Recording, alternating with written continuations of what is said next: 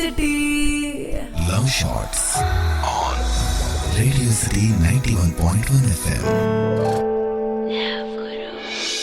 మనం చిన్నప్పటి నుండి పెరుగుతూ ఇంటి వద్దో, చదువుకునే చోటో, ఆడుకునే చోటో, ప్రతి చోట ఎంతో మంది మనకు తారసపడుతూ ఉంటే చూస్తూ ఉంటాం. అయితే పెరిగే కొద్దీ కొందరితో స్నేహం ఏర్పడటం, అది అలా కొనసాగడంతో ఆ వ్యక్తి యొక్క రుచులు, అభిరుచులు మనకు నచ్చి, మన ఇష్టాయిష్టాలు వారికి నచ్చి, వారితో ఏర్పడే ఆ బంధాన్ని మరింత గొప్ప అనుబంధంగా భావించడం మన మనసుకు సహజం.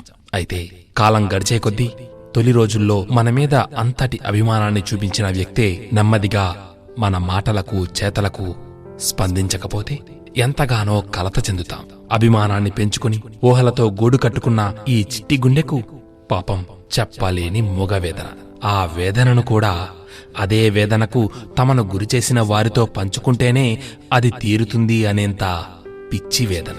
ఇది నిజమైన ప్రేమలో పడి ఓడిన మనసుకు మాత్రమే అర్థమయ్యే ఒక భావన. ఇదంతా ఎందుకు చెబుతున్నాను అంటే, నీ బాధను ఎవరూ అర్థం చేసుకోలేరు అనుకున్న నీకు నీవు పడే బాధను అర్థం చేసుకునేవారు ఉన్నారు అని తెలియజేయడానికి మాత్రమే.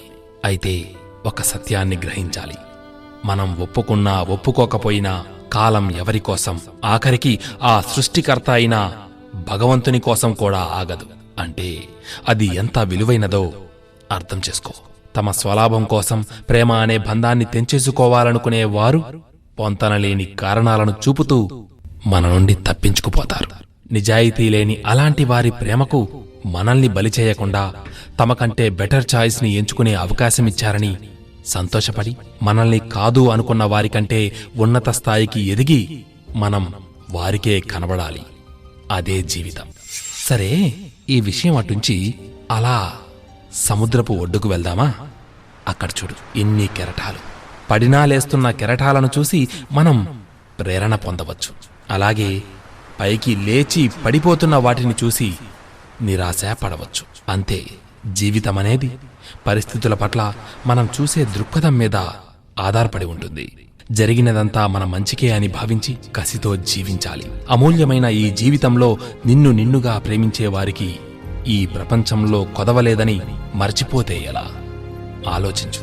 ఆవేదనను తుంచి ముందడుగు వెయ్యి. మునుముందు నీ ముందు విజయం బాధాక్రాంతమవుతుంది. ఇది తథ్యం.